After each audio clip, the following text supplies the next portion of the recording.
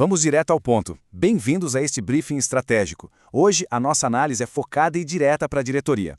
Vamos abordar um problema silencioso, mas absolutamente letal para os negócios, como a desorganização que vai se acumulando e a dependência de processos manuais destroem, aos poucos e sem fazer barulho, o lucro final de uma empresa.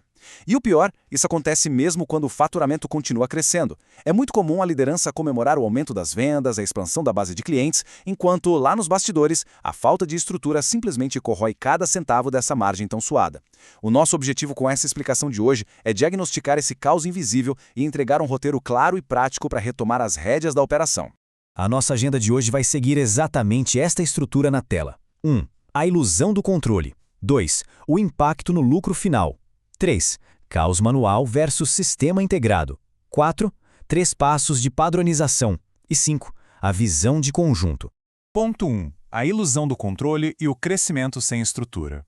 Existe um mito corporativo muito perigoso de que crescimento constante é sinônimo de excelência operacional. Só que, na realidade, um aumento no movimento e no faturamento muitas vezes serve apenas como uma máscara para cobrir uma profunda falta de estrutura. Cria-se aí uma ilusão perigosa. A operação deixa de ser guiada por uma gestão inteligente, baseada em dados, e passa a depender puramente do esforço braçal da equipe. É aquela velha história de viver apagando incêndios diariamente, sabe? E toda essa complexidade crescente nos leva a uma pergunta fundamental. Uma pergunta que deveria incomodar qualquer conselho administrativo. A empresa cresce, legal, mas para onde vai o lucro final? Por que a conta simplesmente não fecha no final do mês?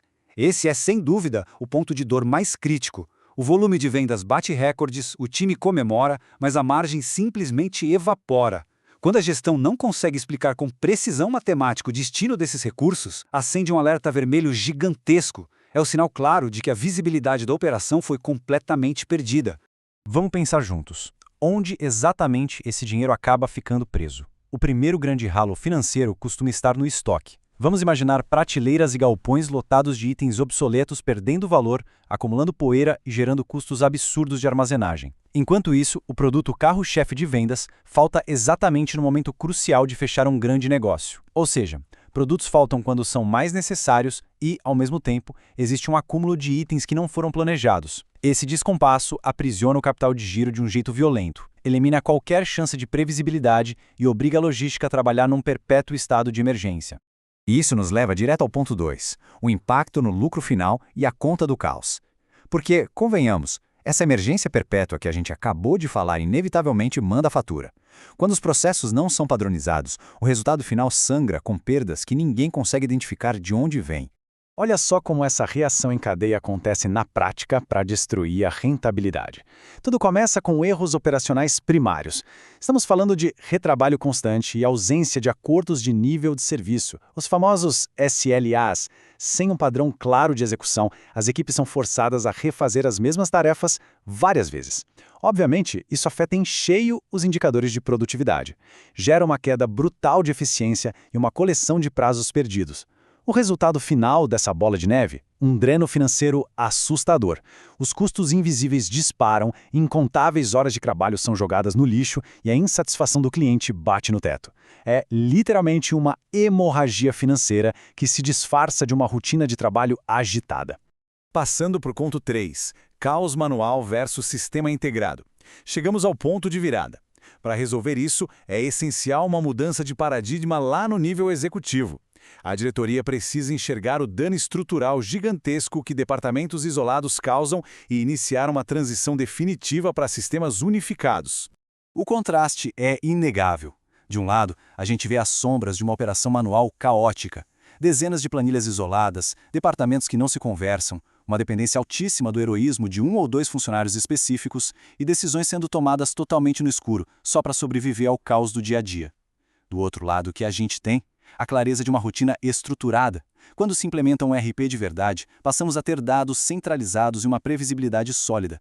A gestão finalmente abandona a base do achismo e passa a fundamentar todas as estratégias e informações que são claras e integradas.